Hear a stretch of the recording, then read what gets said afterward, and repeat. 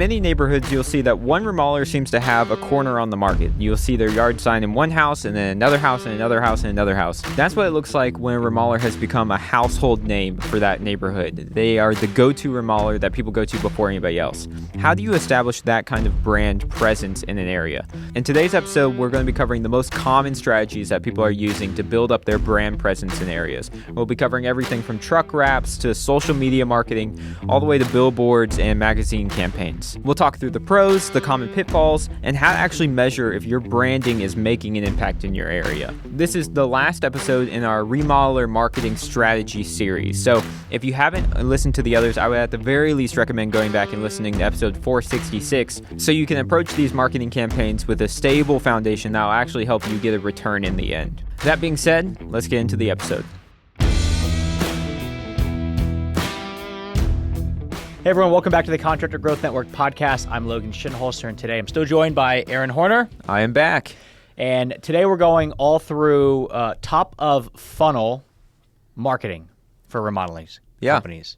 Yeah. So top of funnel, Aaron, how would you define and describe? So they're a remodeling company, they've heard of a marketing funnel, but when we say things like top of funnel, middle of funnel, bottom of funnel, that stuff can get confusing. So what is top of funnel? Yeah, so top of funnel is people that are the furthest point away in your marketing process from buying. So it's people that probably have awareness of the product, but probably don't have awareness of you yet. They're not actively looking to seek out your services. They're not ready to buy. They are at the earliest stages of the process. Yes, and when we look at there's rules of thumbs around this stuff. Basically, the very bottom of the funnel, those are people that are closest to buying. You have about 10% of people that are either ready to buy or pretty close because they're actively looking up pricing and things like that. So that's your bottom 10%. Then you go up and it kind of breaks out into 30%, 30%, 30%. The closest to that 10%, 30% are people that are maybe open to the idea. Mm-hmm. They're also not quite looking yet. They are more problem aware, meaning that they have a problem in their home. They don't like their kitchen. They don't like their bathroom. They don't like how the space functions, with their current home floor plan, but they're not actively looking. So that's going to be your 30% that's right next to the 10%. And then, so if you're looking at a funnel, that would collectively be your bottom 40%. And when I say percentages, these are of people in your market that are potentially your ideal clients. Yeah. Then you have the remaining 60%, and then half of those people are people that are open to the idea maybe at some point that they will hire you maybe. And then the other half, so the last 30% of people that no matter what you do, no matter what you say, they will never hire you. Yeah. It's because maybe their spouse owns a remodeling company, or they don't, own their home and they can't remodel it and things like that. So basically, it just segments it out into 10% of people in the market are, somewhere around the realm of looking to hire, whether it's right now or in the relatively near future. Then 30% are open to the idea at some point, 30% maybe open to the idea, and then the last 30%, no way. Yeah. So breaking that down, that's really what we're going to be addressing today is the people that are not in that very, very top 30% that are never going to hire you, but the 30% of people that are open to the idea at some point in life that maybe they'll remodel their kitchen and hire you to do it. Yeah. Does that make sense? That makes sense. Okay. So when it comes down to these, that market, basically what you want is the stronger that your brand name is, meaning the more that people already know your name when it comes time to actually wanting to look at hiring a remodeling company, the more likely it is that they're going to hire you. It's the idea that people, if they know you and they like you, then they will trust you. We want to make sure that people know you, where yes, we went through this whole thing of website and Google and SEO and AI search and all that stuff is still very relevant for those bottom 10%, and then a little bit more in that next 30% of people that are just actively doing some basic comparisons and things like that.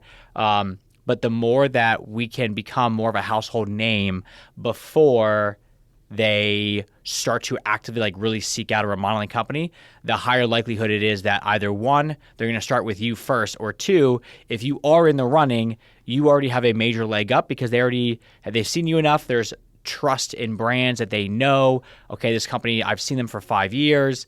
Like, it's like car companies at this point. Like, there's, if you want to go out and buy a truck, you really only have a handful of companies that you can go out and buy a truck from as far as like car brands go. That's because they have run commercials for trucks your entire life. Yeah. So it makes it a little bit easier to then go, okay, this is who I want to start to interview to see if I can take the next step with them. Yeah.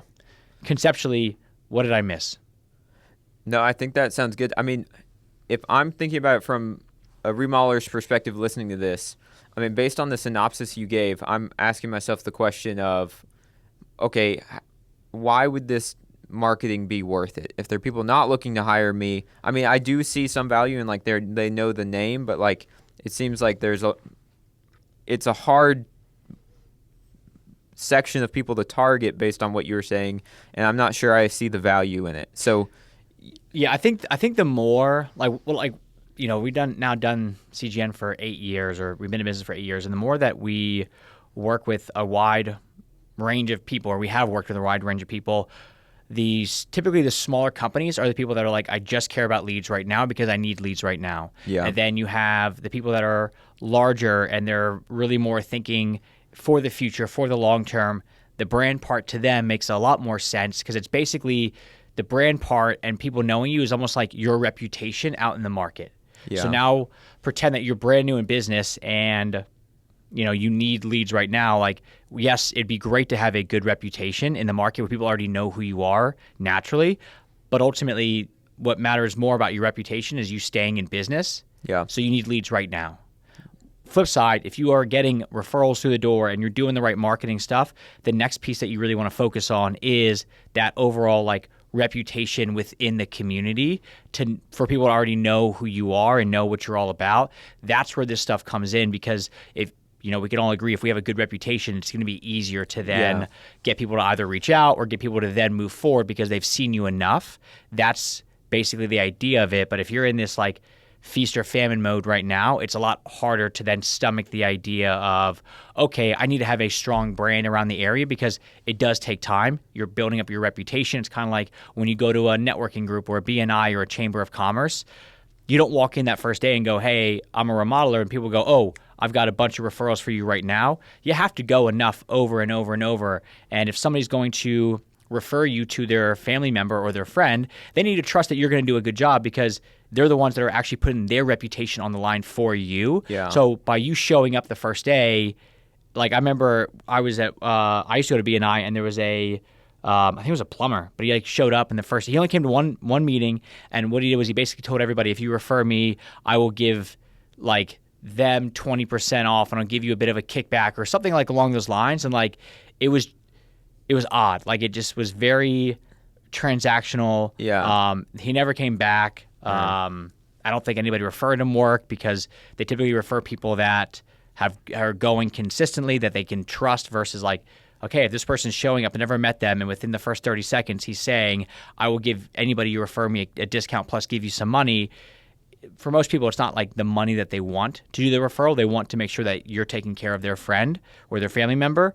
So that's the idea of like the reputation side of things, and that's where the brand stuff comes in, which is basically you just want to make it that much easier that when somebody goes to hire a remodeling company or start to look at one, whether they are then going right to Google to find them, or now AI, or they're asking for a referral, even if they said, hey, Aaron, who do you suggest? And Aaron said, oh, you should go with Aaron's Remodeling. And I'm like, oh, actually, I've seen their signs or their trucks all over town. Yeah. It makes it a little bit easier for me to be able to like connect the dots together. Yeah, I remember when we were a while back doing that rebranding for Tribble up in Ann Arbor, like he is one of those people that you can tell would have that kind of brand presence in his area. Like specifically, we were going through the testimonials, and as we were researching for that and talking to clients, and a lot of people talked about like, well, as soon as I knew I wanted to get this work done, I knew there was a couple options, and so Tribble was one of the first people that I looked up. And most people cited just seeing their trucks around was the main way that they knew, like, okay, these people clearly do a lot of business around here. Yeah, so that's basically the gist of it. Now it's different because we're going to go through remodeling today, and like what are the important branding vehicles, like not that's a bad term because we talk about vans, Yeah. but like what are the platforms or the methods that we want to really focus on first and foremost versus like what would be at the end of the line that it's like, all right, if I have everything else dialed in, then I'm good. That's what we want to go through today. And then all of them with that same goal in mind of getting your name known in your area. So when somebody does start looking it up, you're one of the first people they reach out to. Yeah, and we'll talk through like ways to like, be able to track some of this stuff. Like I remember back before I started working at CGN, I used to work for a website company, and I was like helping out with like their marketing for their clients. I was like brand new and all this stuff, but basically there was like this big IT company that they had as a client, and the IT company said, Logan, we're going to be running radio ads. I want you to monitor the analytics on the website to let us know how effective the ads are. And I was like, okay, are people going to the website? And they're like, well, no, it's just a radio ad. So I was like basically just told, hey, based off of this radio, you tell us. Look out for anything abnormal, and then just assume it was the radio. Is that because the run times were also at like 3 a.m. sometimes? So it was just like, so basically what I was doing was just like, all right, I will look at like your Google Analytics to see if people immediately went to your website at, within 15 minutes of that ad being run. And it was like, I didn't know enough back then to be like, hey, that's not a good way. What we should actually do is this other thing instead, or like, here's how you could track it. But basically, it was just a kind of like saying like, hey, we're going to put up a billboard.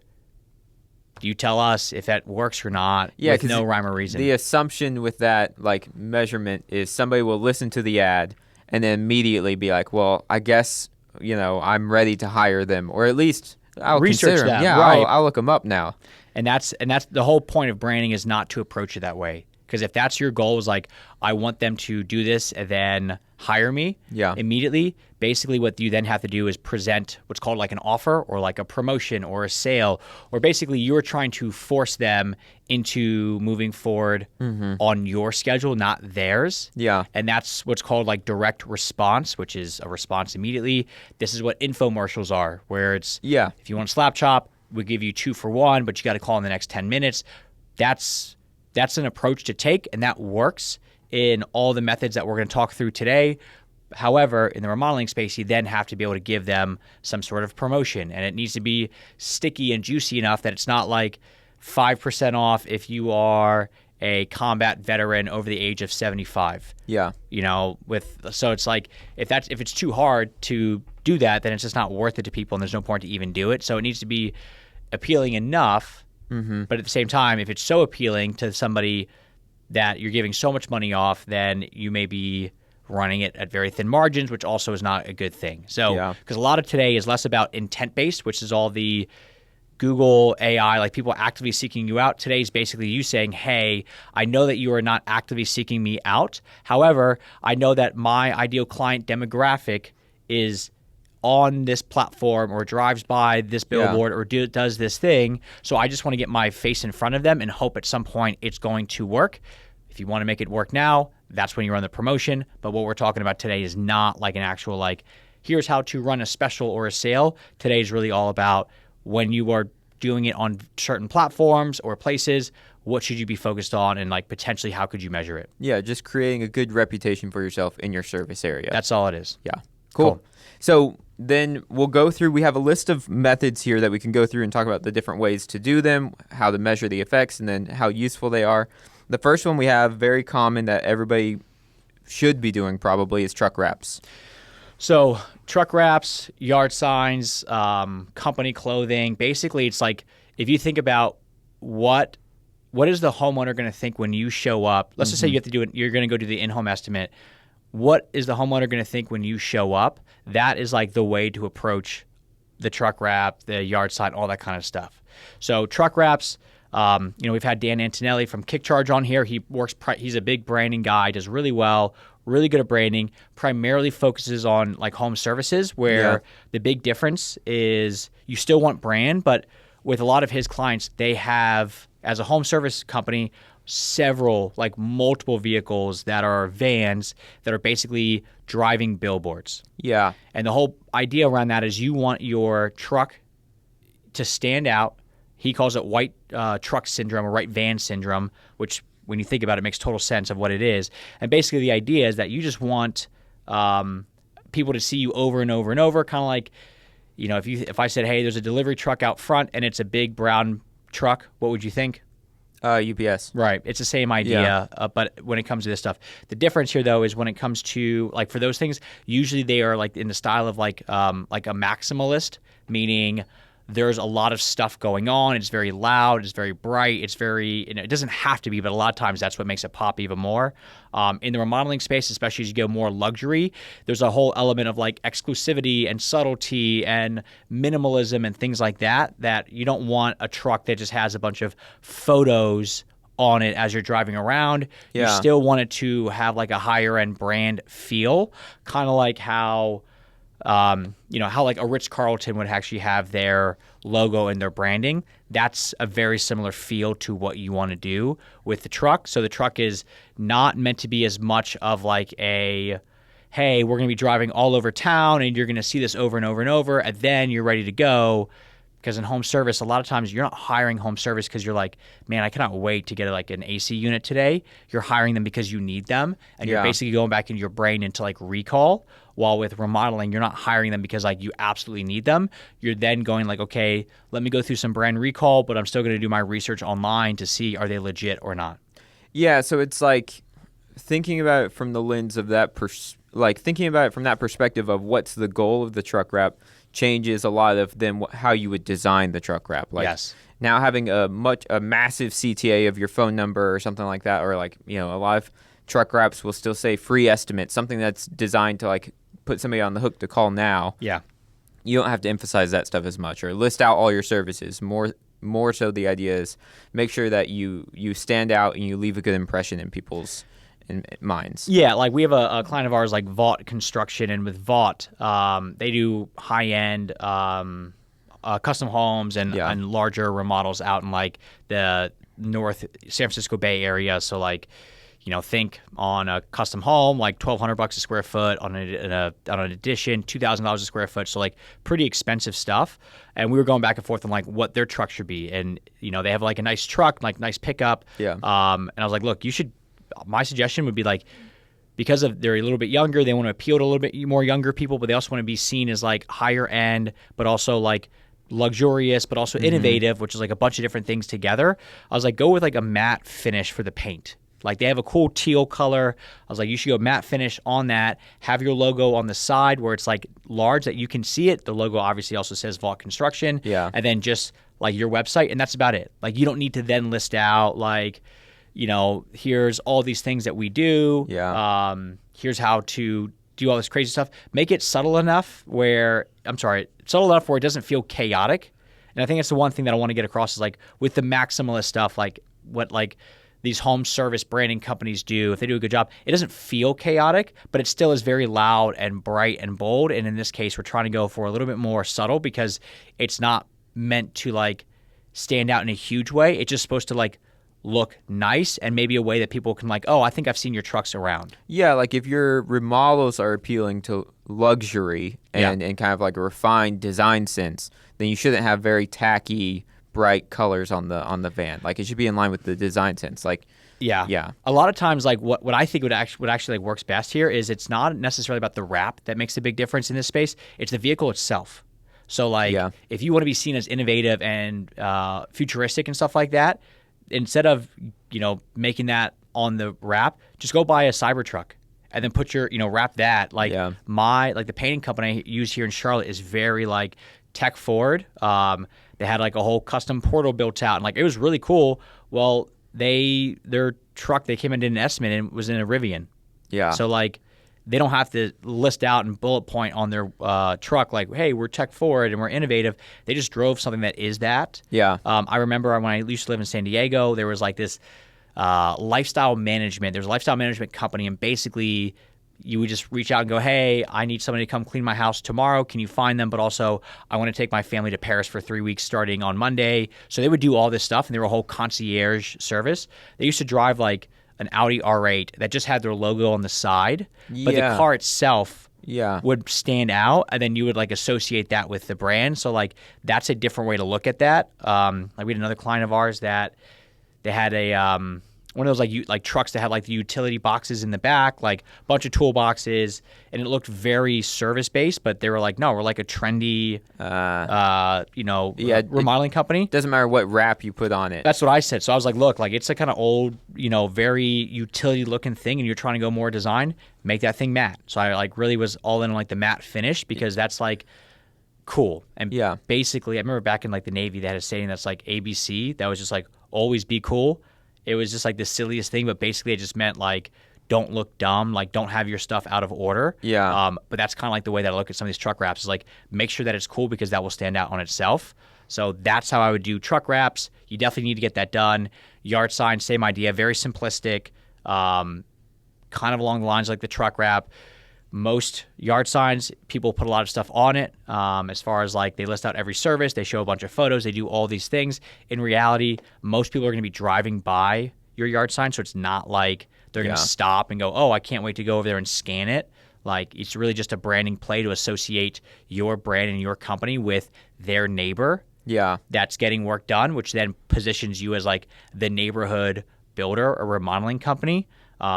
Same thing with shirts. You don't need to like, I would not suggest on the back of like your people's shirts like, hey, ask me how to get a free estimate as like the tagline on the back of the shirt. They're working. People are not going to walk up and say, hey, how do I get a free estimate? They'll just see it and go to the website. Yeah, think about the usability. Yeah.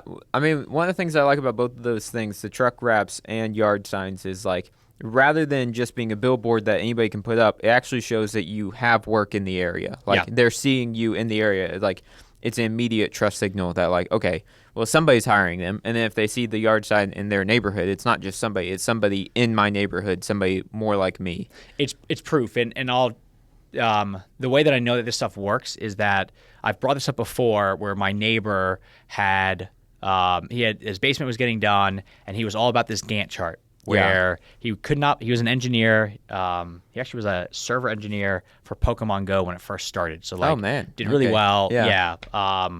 But he had this Gantt chart, would show everybody this Gantt chart, and then lo and behold, as soon as his project is like nearing the finish, and I know the yard sign's out front, right across the street from him, there's that same yard sign because they're doing work on that other person's home. Well, that was because they do like larger projects. That project actually just finished. I'm guessing is around a 4-month project. Right next to my original neighbor, last week, guess what I see? Another yard sign of that exact same builder. So it's like now that you've seen it basically in that, at 3 different places there. It's almost like you own the neighborhood. You own at that point. It's our territory. You are the Cumberland Avenue. Yeah. Like, I mean, it's like, like this is your corner. This is your spot. Like, don't mess with my spot. Like, that is now their thing. Yeah. So it's like, that makes it so much easier to then have that recognition. So now if I go online, let's say I've seen it but I don't really know that neighbor that well, and I like Google like who's a good remodeler that can handle larger projects, and I see that same brand name, I'm like, oh, well, I don't really know my neighbor up there. I mean, I do, but like I don't really, if I didn't know my neighbor up there, I'm like, oh, I see their yard sign up there, that's a good connection point. That's what I'm looking for. It's great. Okay, I feel good on truck wraps. You want to move on? Yep, let's do it. Okay, so next one on the list is going into social media marketing, both organic and paid ads. So social media is a huge underutilized thing. I mean, it's a very visual world. The remodeling space is unbelievably visual. It's very hard to sell very expensive, very luxurious things without having visuals. Social media was built for this exact thing. You have a huge leg up as a remodeling company, especially if you are higher end, you do design over, let's say, like a plumber, because like if you were running, I don't know, a social media account for a plumbing company, what is the most visually attractive thing that you could post in your mind? Oh, gee. Right. It's hard, right? Yeah. So that's the issue with some of those industries. However, they had to take a different approach. Social media was meant for entertainment, so you want things that are they drive emotion, and visually appealing spaces is one of those things that helps to drive emotion. So your final photos, that or in final walkthrough videos, that is meant for social media. Make sure you're using it. Yeah. I mean, by this point in the process, ideally you've gone through the other steps in the process and you have that high quality media. That to me would make coming to social so much easier. Like having the professional photography and everything like that. I mean, would you say that's a requirement for Yes. doing? Yeah. Yeah, no, I'm sorry. Not 100% because there's other things that you want. You don't want just final photos. Yeah. But the way that I'll look at this is you're going to have, let's say, video and images. Yeah. And what the video is really going to do is videos typically are things that are going to draw in more people to your social media. The first thing I want to kind of highlight is a lot of people, when they do social media, they post it and they go, look, I only got, I don't know, a few hundred views. You know, like, unless you're trying to go super viral, like, basically there's no need, if you are here in Charlotte, for somebody in Buffalo, New York to see your stuff. Yeah. Like, it doesn't, they can't hire you. There's a benefit to understanding when stuff does blow up, but for the sake of what we're talking about, like, you're not really going for virality because you don't sell nationwide. You don't have an online product to sell. You can only really do it here. So your goal would be to get known just around your like target locations that you work in. That's ideal. So that's really what we're trying to go for as a whole. Yeah. When it comes to video versus images, videos typically do better. They get seen by a lot more people. Instagram's always been, or it changes a lot, but Instagram's really big on shares. So, like, if somebody is sharing a video to somebody else, Instagram likes that because they see, all right, this must be good enough that somebody's like actively posting it to somebody else. So we want to start to show that to more people over and over and over. Video, it's not like that. It's not like they actively push video more. It's just that video naturally does that more. So they just coincidentally, in quotes, show more video to people because it's easier for it to get shared. Yeah. When I've talked with remodelers, whether I'm out there like shooting for them, media and things like that, it's not that nobody, like every single person knows they need to be on socials, but I don't think they have a plan really outside of that. Outside of, hey, we need to be posting consistently. Mm-hmm. What would you say to the people that are like, they come in and they're just like, hey, we just need to get somebody posting, once a day, and I think that will probably help out in the vague sense of like, I think that's a good thing to do.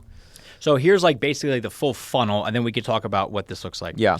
Basically, the idea on social media is when it comes to the free stuff, the organic stuff, you're not really going to make much money off that. Like, there's just not. You're going to get some people that come in the door or they see you, and that's like very beneficial. However, social media, they don't typically, like, you're not going to post a video and they're just going to show it within like a 10-mile radius of Charlotte, which is where I'm located. They're going to show it to people that they think are going to come to the platform naturally. Mm-hmm. So with that, you want to post a variety of things, whether it's very high-end video, more walkthrough video, more FAQ style, which is like, hey, let me walk you through this project and tell you what it costs and why it costs that much. Yeah. But you also then want photos, where these are going to be photos that are final professionally shot photos that you can like swipe through that actually show like a full project, all of that stuff. And basically, when you are posting that, Instagram and Facebook will tell you, is this a good post or not? Because they're going to show it to more and more people if it is. Yeah. Once you identify what are the posts that do well, there's clearly a reason that they're doing well. You can then take those and actually run them as ads around your just target geographical location. So, for example, let's say I'm doing a bunch of kitchens around Charlotte, but I'm just posting videos of me walking through it or explaining design or explaining features or this or that. And I see that one that I had that is basically, I don't know, let's say me explaining this really intricate backsplash that we just did for this client, and it goes, it gets 10, 20,000 views. Well, I look at that and go, okay, I'm probably getting the views from all over. However, there's like something valid here. So let me go ahead and take this video and now run it as an ad within a 2 to 5 mile radius around the home that I'm actually working in, because I know that if I'm working in this home on 123 Main Street, the likelihood that there's other people that are very similar to them in very similar stages of life and similar values, all that stuff lives also within like that, 5 mile radius, then I want to run this ad because I've already seen that whatever that video is effective enough to get people to stop and watch. Well, now I'm just saying I'm going to spend some money and put it in my local area because I already know that the video works. Now it's just time to take that, run it as an ad, and then try to get people to come back to my website.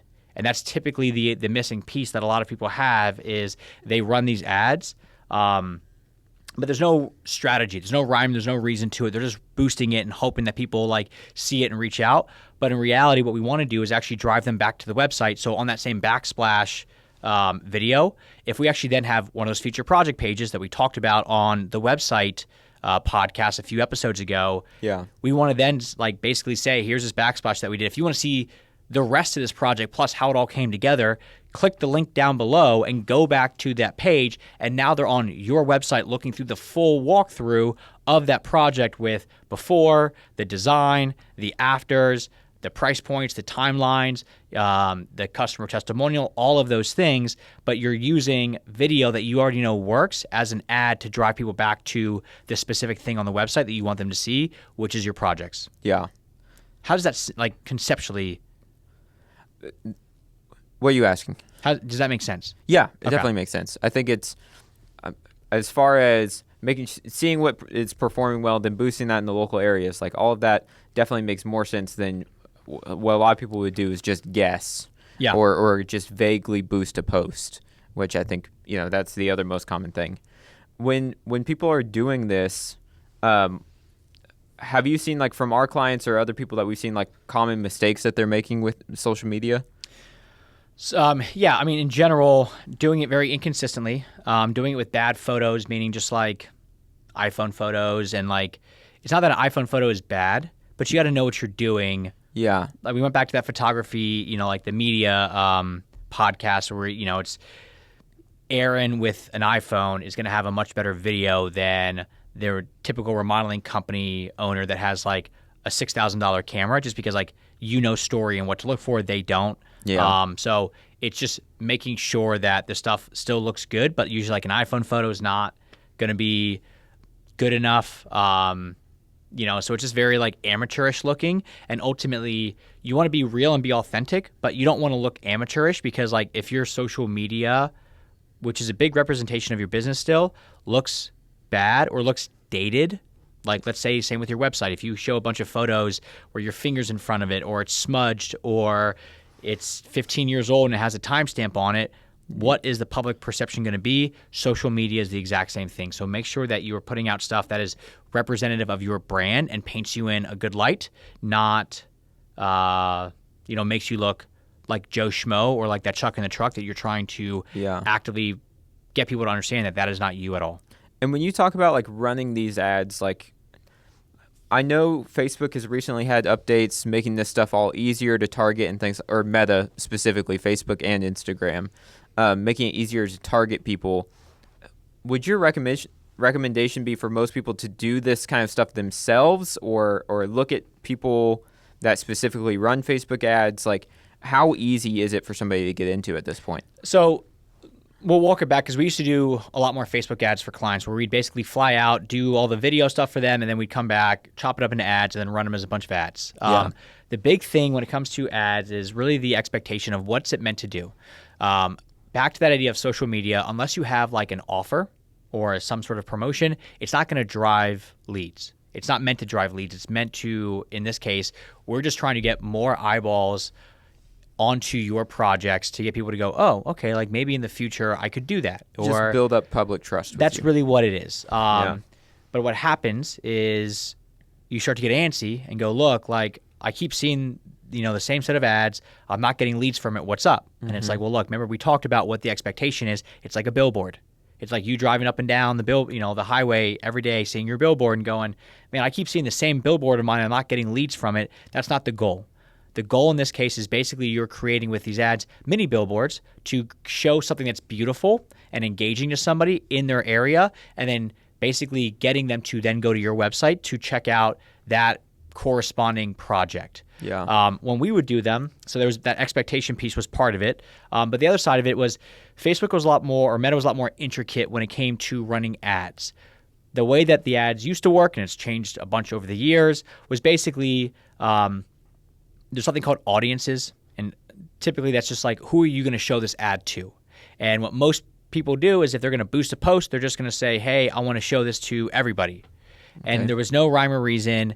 and it didn't really help. So when you would run these audiences, you could say, all right, I just want to show it to, maybe you upload like your past customer list. I just want to show it to my past customers. Or maybe you could do interest targeting. So you could say, I only want people that are between the age of 40 years old and 50 years old that own a house, that live in these specific areas, that are interested in remodeling. So you had interest-based things. So you had all these different, and you would basically, what you would do is you would like say, all right, I want to test to see if is this like actually an effective ad. Yeah. You would run the exact same ad to different audiences to see, okay, which audience would be a good audience that's most likely to want to check my stuff out or maybe even buy. Then once you identify that audience, and maybe what you found is it was the audience of people that live in this one specific neighborhood that you had like between the age of 40 and 50 that are interested in this, then you would stick on that audience, and then you would create a bunch of other ads to see, okay, what else will resonate with them. Yeah. So it's kind of intricate on how you would need to set it up, and that's where a lot of people would either get confused or not know what to do, and it wouldn't have the same impact that you want. Yeah. Well, now what Meta's done is, and we're running our own ads, so we've seen it, it's way easier, is basically they're now, almost a year ago, they linked up with NVIDIA and said, we're going to use your AI and you're going to help us, because the issue was that there were so many ads that people were creating that Meta was having a tough time of just like being able to like scan through the ad and decipher, okay, based off of this, who should we show this over to? So basically, it just wasn't powerful enough. Yeah. Well, since they linked up with NVIDIA and got these like super chips that they're able to do, now what it's able to do is actually scan through the photos or the videos that you're running as ads and say, okay, we now have a good understanding of who we're going to link this up over to. So now it's come less of like specific audiences and more about like Facebook and Meta, getting smart enough that they can like scan through your video that is maybe, let's say, that backsplash walkthrough in this certain area because you're talking about the backsplash in the video, you're showing it, and now they're like, okay, we're going to show this to people that probably live in that area that also enjoy kitchens. They, we've seen that they, if we show them like a tile shop ad, they stop and look at that. So this backsplash would be really good for them. So it's getting smart enough that it's already knowing who to show it to. So instead of having picked all these different audiences, now it's just going to pick it for you. And crazy enough, the more that you let Facebook do its thing and don't add restrictions to it, the better that it's going to be. It seems similar in the shift that all the social media platforms made a while ago from like a follower based, like you're deciding like, hey, I want to follow this person, I want all their stuff, to the algorithm now finding the best audience for the best content. But it's different, but it's a similar switch for ads. Is that? So what I think what you're saying is, it used to be that if I'm, as Contractor Growth Network, if I'm making a post and I have 1,000 followers, this post is going to be shown to 1,000. my 1,000 followers, or it really would only be shown to like maybe 100 of them. And if it was a good post, then it would show to the rest of them. But now what it's done is it doesn't matter how many followers I have. What it wants to show this post to is people that are likely to engage with it, whether they follow me or not. Yeah. That's basically the same thing with here, where it used to be like, I only want to show it to these people, but now it's saying, hey, we actually have a really good understanding of who's going to like this more than you probably do, so let us do our thing. You still want to show it in like that geographical location of like, hey, I don't want it to be, all over the country to show this ad to, because that doesn't make sense. However, you want to make sure that you're like letting, and then what's a bunch of different like types of media. So when you start these ads, you would want, let's say it's that if your goal is to get people to go check out that new kitchen, you're going to have the backsplash video, you're going to have a full walkthrough video, you're going to have the customer testimonial video, you're going to have an just image B-roll, of the testimonial, just an image, you're going to have a scrollable image. So it's all these different things, and you're basically taking all the media from that one project and kind of saying, hey, Facebook, you do your thing. And this is basically a gist of where I want you to run this, and then let Facebook do it. And then basically all you're telling it to do is like, I want you to optimize it around this end result. Yeah. And the end result that we're going for is not necessarily leads, because if we're just trying to get people to actually, from a branding perspective, check out the project, then that would be either, I want you to show this ad to people that are most likely to actually go check out that page, or go check out that page and stay there for a certain amount of time, which shows me that they're actually engaged. Yeah, just with people it. to spend time with your brand, learning about what you do, whether or not they're going to reach out at the end or not. Correct. Yeah. So that is how we want to really approach the social media side of things. Is it's not, if you want it to be leads, you can do that, but then you got to make sure that you're saying, this is what I'm going to give you to move forward right now, because otherwise people are going to move forward when they want to move forward, or you're usually going to get like bottom of the barrel people anyway. So use it as a branding tool, not so much as a direct response advertising piece, unless you know what you're doing and you're ready for it. Okay. Is that enough? Yeah, that sounds great. Cool. Want to move to the next one? Yep. Okay, so next on the list, then we go to email. Yep. So email is another, email is just kind of like when it comes to ads or social media, it could be direct response. You send out an email to either your customer list or a prospect list, and you're basically like, hey, we've got availability. Move forward now, and we'll give you 10% off. So there's a reason to move forward. Or you're using it basically as like a branding play, which is just staying top of mind to people in their email. Separate, one of the things, my first question would be, because I haven't done a lot with email marketing here. The other ones make sense. Like there's a clear audience for truck wraps. Like that has a built-in audience. Social media has a built-in audience. Email doesn't. I'm thinking from a remodeler's perspective, outside of my personal email list of past clients, is how can I have an email campaign for awareness? Like how do I build an email list if I don't currently have one of clients? You know what I mean? So basically, let's say you don't have past clients. You're going to have maybe people that have filled out the contact form that never moved forward for whatever reason. Yeah. So you now have maybe a prospect did not move forward list. So that could be people that at some point have raised their hand to say, I want to talk about remodeling my space, but I didn't move forward for whatever reason. Mm-hmm. So that's another list that you would want to be able to work with. The other thing is you could also build your email list, which is like right now we have that AI webinar coming up. We're running ads that basically say, hey, we have a webinar coming up. If you want to attend it, give us your name, email, and we'll give you the link to it. So now we're collecting those emails to be able to then come back and market to them and say, hey, here's like case studies of how we do the SEO and the AI stuff for clients. If you want us to do it for you, so like so that's where you'd have things like the webinar, like events that they can sign up for, and they'll have their email or lead magnets. It could be a lead magnet. It's basically just a way to say, hey, you give us your information and we will give you this thing in return. A common one historically has always been like pricing guides of like, hey, you give us your information and we'll send you a guide on what a kitchen remodel costs. Yeah, I've seen design guides as well. Like, hey, if you're looking to remodel your space or something like that, then like here's some of the common trends right now, design ideas, things like that. Yeah, and basically the way that I view this stuff, because we used to do that for clients as well. Now there's so much information out there now that unless this is like something that people are like willing to, because like basically people know like if I give you my name and my email, and even if you ask for, let's say, phone number on that, like it's not, there's like no such thing as a free lunch. You're going to get sold to. Yeah. What's going to happen with my information? What are you going to do with it? Are you going to call me and try to sell me something? So basically, it needs to be something that is juicy enough that somebody's willing to give up with their personal information for. Yeah. So just having like at this point like a price guide. Could it work? Yes. Does it work for some people? Yes. But there's so many blogs and content out there. You could typically just Google it. You can just Google that at that point. So now this seems to be something that's more like, what could they not get? And that could be something that's like stickier that, like, let me give you an example. Like it's a marketing one, and then I'll flip it back into the other world. But like last night I saw an ad for, there's a really famous like ad agency, Chamber. Yeah. Travis Chamber Media. Yeah. He was running it for $47. I paid for it, so it wasn't free, but it was $47. Oh. A whole ChatGPT for I saw it. how to run ads. Yep. So I was like, great. And his whole thing was like, look, I've done this. I have so many banger ads. There's a formula to it. I have so many ones that are duds. I didn't follow the formula, so I'll tell you about that. But basically, for $47, I have a ChatGPT that I can type into and go, all right, I want to run an ad around this. How do I do it? And it's going to ask you all these questions. And then basically this ChatGPT was trained on this exact thing. Yeah. So, okay. So I see what you're saying. That's a good example of you can't just Google it. It's a resource that only he could provide you. Correct. Something about his individual expertise.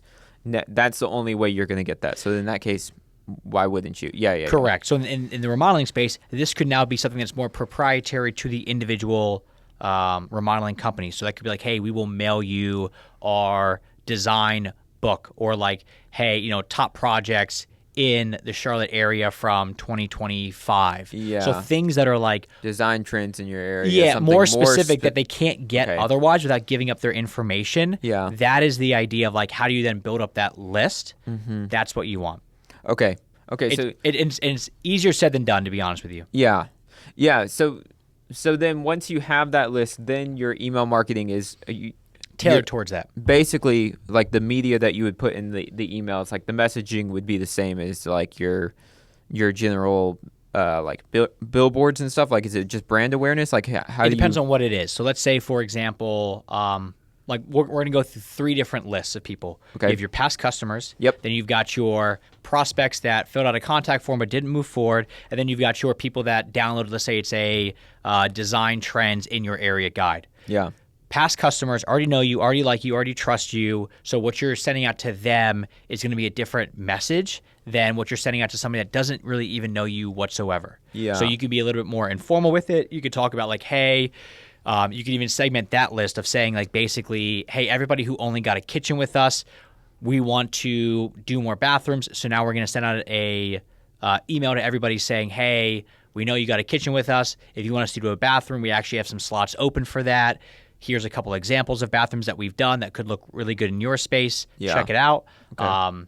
Because, you know, let's say you're trying to do the same thing, but for like, you know, sell more kitchens, you probably wouldn't reach out to past customers that have remodeled their kitchen with you in the past 3 years, because Yeah. what, you know, then it's going to go on deaf ears. And Yeah. Exactly. So they have no need. yeah, so from a customer perspective, you want to be able to send out things that are still valuable to them.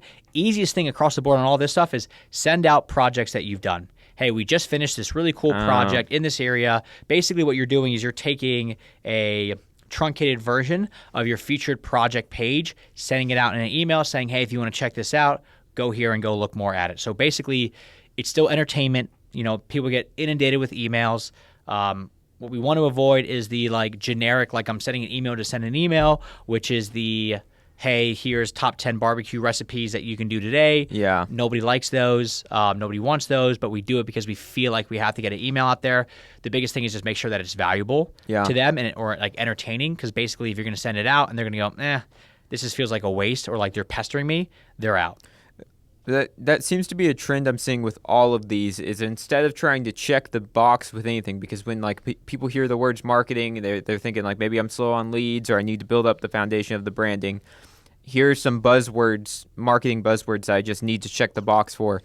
It sounds like with all of these, an easy thing you can just do is take a step back and think about what actually is the purpose of this activity. How is this message going to be received by the audience? Yeah, like the big thing here along those lines is like you get, you know, well, we don't want to email our list too many times. We don't want to bother them. And it's like, well, first off, if you feel like you are bothering your customer list with what you're sending out to them, then don't send it. Yeah. Like that's like the first thing of like, you know, it, because basically if I sent you, if every joke that I sent you was really funny, Yeah. what is the most amount of times that I could send you an email with a funny joke before you got annoyed? As long as it's not like I'm at a funeral, Yeah. I guess. Like there is no limit, right? Yeah. So that's the idea, is that it's not that it's necessarily like, hey, I don't want more than one joke per week and that's the criteria. It's just that if it's a great joke over and over and over, as like long as I'm consistently getting value, I'm not going to get worn out by it. exactly. Like 3 times a day, like I would love a good pick-me-up. Like I'm down with that. But once the jokes start to suck, then it goes down to like, well, maybe you just do once a week, because like then it's hit or miss. So that's the idea when it comes to the email marketing side, is that if you're just overdoing it because you're checking that box, that's when it becomes frustrating. Yeah. That's when it becomes like no longer like an effective medium. Okay.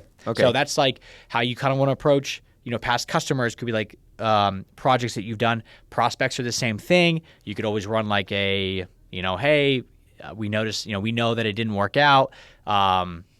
Could we have another shot? Could we, you want to like reschedule something, so you could go that way with like a prospect list. It's kind of like what like a lot of online stores do, where it's like the abandoned cart of like, hey, we saw that you added this into your Amazon cart, but you never checked out. Yeah. Do you want to actually check out? So it's like either a reminder, or maybe they give you like a discount to like actually check out. So you have that. Yeah. And then like on the free download or like the design trend side of things, that could then be education, where it's now more helpful tips around how to approach design, and then showing off, again, projects that maybe align with some of those design trends that you've done. So basically, that last one's more of like a nurture piece. That's just simply like same way that you want to do with social media or billboards. We just want to keep getting in front of them with something that's helpful. But the biggest thing that you have is like, if you just continuously show off pretty stuff, that's going to be like the best way to not get put into the spam or unsubscribe.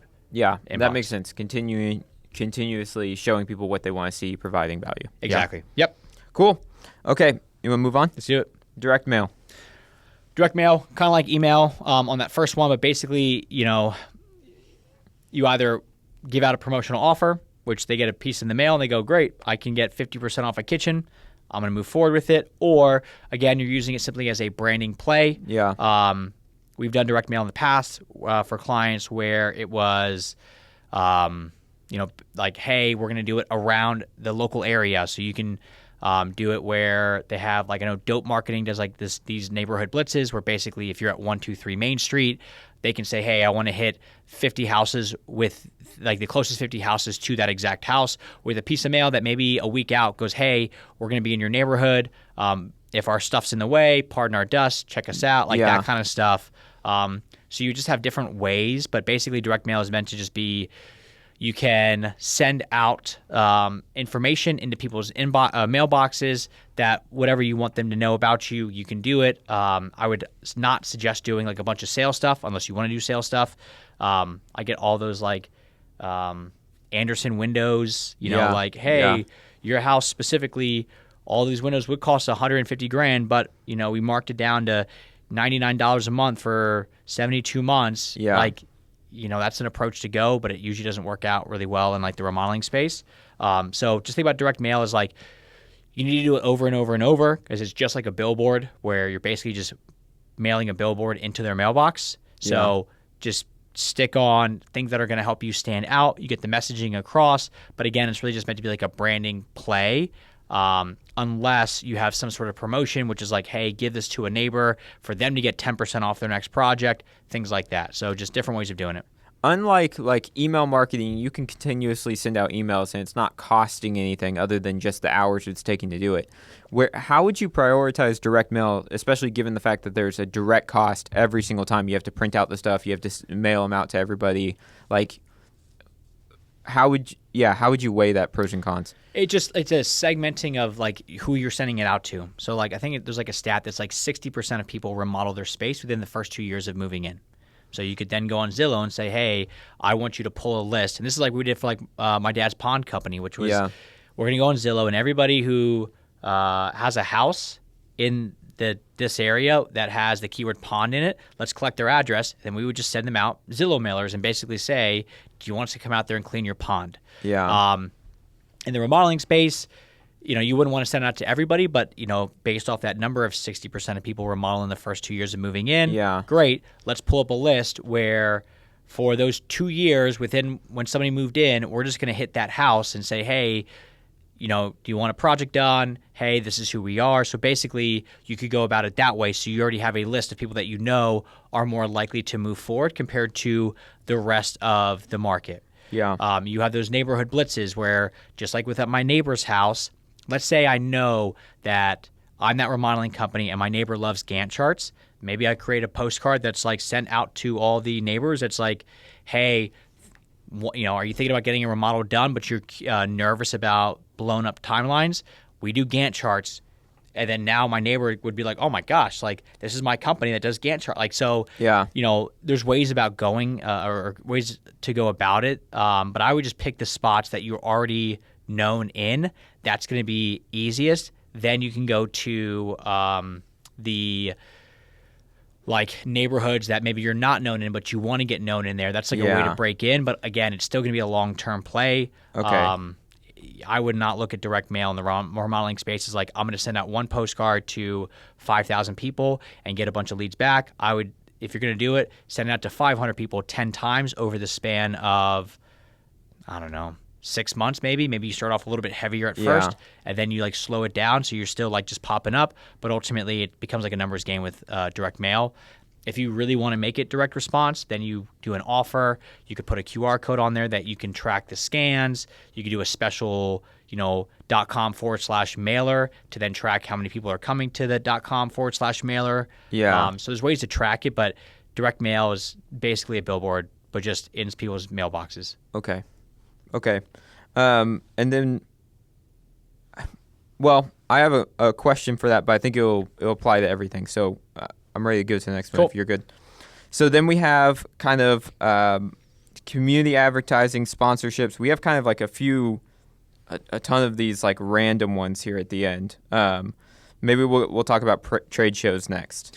Okay, so trade shows, you're going to have good trade shows, you're going to have bad trade shows. You're going to have the trade shows where, most people are coming through just to collect the trinkets. Yeah. And they're doing it because it's rainy out and then it's the middle of spring and they can't go outside. So they're just going to like, well, we might as well go to the trade show. Then you have good ones, and it all depends on, you need to know your market and things like that. Trade shows are a great way where that is like, if you have people that are on that prospect email list or on that design guide email list, you could say, hey, do you want to come check us out, or talk to us? We'll actually be at this trade show. That's a good way to get in front of people. So it's not necessarily like you're setting up a booth and just sitting back and waiting.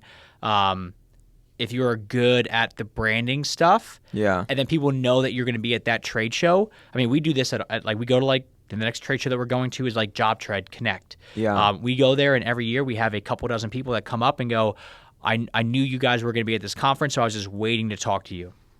But because they follow this podcast or our social media or our email, whatever it is. Yeah, it's just a place to meet people in person. It's a catalyst. So that's how I look at I would look at these trade shows as you want to go there. You still want to have it be a good job. Like my dad used to do not a ton of these, but like at first he did a ton of these. And as time went on, we realized that, because basically they would build like an entire pond at this trade show that would be set up. So like it would be like a week and a half of like from the build to the actual trade show to the tear down. I mean, it costs like $15,000 for him to do this stuff.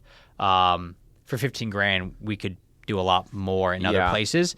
You could run a lot of ads. Yeah, you could do a ton of stuff with $15,000. So he slowly went from like a bunch a year down to like just one a year down to like none. However, if it works, do it, but just make sure you use it like a funnel to get people to it as a way for them to be like, hey, I know you've been following us, but this is where we're going to be. That's how I do the trade shows. Okay, cool. And then our last section here, the thing that started off the entire discussion, I mean, way back, what was it? We talked about episode 466, Yep. First one. Large-scale print advertising. So billboards, magazines, golf carts. How would you go around kind of the theory for those?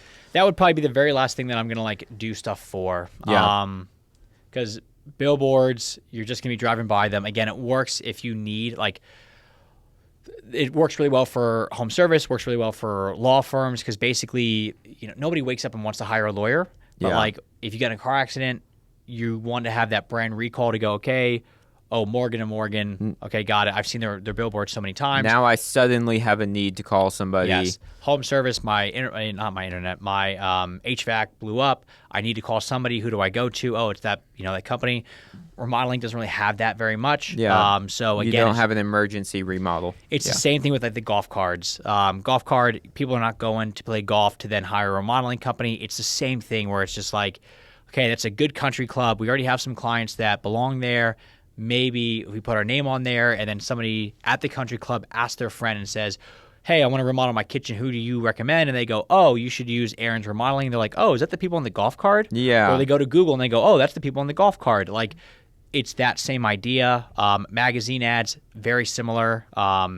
It's, you're basically just saying, okay, like my neighborhood, Dilworth, here in Charlotte, is a pretty affluent neighborhood. You can run ads in that magazine, and it's basically, I'm not picking up that magazine and reading it, seeking out a remodeling company, but now I start to associate, okay, this remodeling company is running an ad in this magazine. If I ever want to move, look at a remodeling company, maybe I put that in like my brand recall in the back of my brain, and it's there. So that's how I look at this stuff, and you want to do it long term, like there's like this whole, it changes, but it's like the rule of 7 in marketing used to be a thing where it's like you want to get in front of people 7 times for them to remember you. Now, I saw it the other day, but like I think it was Google that came out with it. That was like, I don't know, like a 7-4-3, where it was like they need to like see your stuff like 7 times on 4 different platforms with 3 different types of messages before they. So it was like it starts to change and all this stuff. But basically, people need to see you a ton of times. So if you put up a billboard for 1 month and that's it, you're not going to get much. But you want to be like, if you're going to do a billboard, stick with it for the long term. Same thing with anything that's branding related. You don't want to keep switching it up, because the whole point of the top of the funnel branding is that they just see you so much. Like if UPS changed the colors of their trucks every single year, you would no longer remember what the UPS brand is. Yeah. Same idea. So that's how you want to view that stuff. I would put that at the back of my list as far as like branding goes. I would start with the basic trucks, yard signs, shirts, door hangers, things that you're already in the local neighborhood, then going into the social media side, then going into the email, and then going from there. Yeah. With all of this, I mean, there's attribution for some of these things. Like social media advertising, there's some attribution you could get from that. The email, the direct mail, depending on if you put QR codes, like you can get some attribution. A lot of these are very, very vague, though. Like it's just going to be a sense of people know you in the area. How do you recommend companies approach seeking returns on this attribution? How do they know if this is working for them in their area? Is it just word of mouth asking people, or is there a better method? Yeah, a lot of times, like when we're looking at this, you're not doing it because you need it to work right now. Yeah. Like if you filled out a form on Geico's website and it said, "How'd you hear about us?" What would your answer be? Right. TV, I get. Right. Like maybe that's where I first heard about it. But you don't know, because it's so many things. So basically, like Geico doesn't. I don't think Geico looks at their like billboards as like, ooh, how do we actually like measure this stuff? Yeah. Like I've talked to people that do like advertising for like NASCAR or sports, where it's like you can actually measure the amount of times that like a golfer, your brand is shown on the golfer, like when it's like sliding through the actual like golf tournament on TV, where they have like, okay, if you want to be on the hat, it's going to cost twice as much as on the shoulder versus like the back, stuff like that. You're looking at this less as like this has to work, and more about like, hey, I need to get my brand out there even more. So it's something that like when you're doing the budgeting for the year or things like that, like putting a portion of money to it when you're at that point in business, but it's not hey, let's try this out. Let's run an experiment on this and see what returns we get. You really want to like go all in on this stuff. Yeah. That's why you want to have the other stuff dialed in first, which is like ultimately, especially in the remodeling space, you have a really nice billboard that you're going to commit to for 5 years. Then they go to the website and let's say the website sucks. Yeah. Then the billboard's kind of irrelevant and not needed. Mm-hmm. So that's why we went this whole thing in order, because when it comes to the branding stuff, like I would say the thing that is the easiest to track is going to be your social media ads or your social media, because you actually have analytics and dashboards from it. Biggest thing that I can say, like I saw like somebody remodeler pop up today and talk about like, hey, we post a lot on Reddit, and he was like, we don't get traffic from it and we don't really get leads from it, but a lot of people are viewing it. And my suggestion was like look up like brand or branded searches, meaning you can actually see, are people going to Google and typing in your company name? And that's like when we were running social media ads and saying, hey, we're just doing this as branding. That's what we would measure, is basically, hey, since when we started running these ads, how many people are typing in Aaron's Remodeling into Google and being able to find you versus not. And that was a big part of how we actually would track this stuff.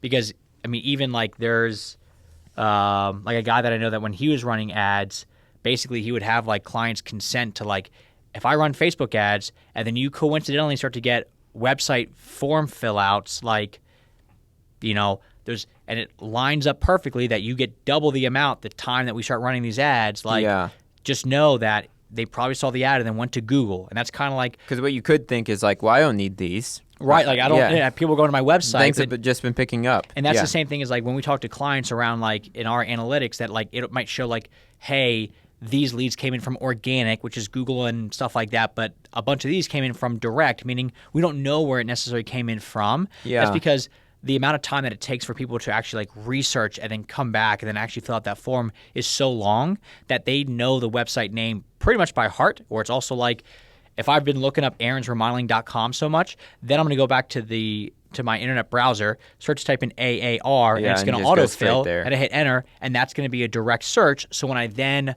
fill out the contact form, it's going to say, hey, this thing came in direct, and you're like, well, that wasn't Google, that wasn't Facebook, and you're like, yeah, but the thing that brought them there was that. So that's where some of this attribution stuff gets confusing. So, I mean, that makes sense, though. I mean, I think that at the very least clears it up a lot for me is like, in the long term, year over year or years over years, you're then looking to see a change in the amount of people coming to my website, the percentage of people coming in, or the amount of people coming in directly looking for my brand name. That would be a good sign that like you're building up a brand in that. 100%. Yeah, that makes sense. That's exactly it. So it's the same thing that we want to focus on is like when you run those ads, we want to see how many people are going to the page itself that you're trying to send people over to, but we also then want to be able to see, are people actually just going back to Google and searching for you specifically?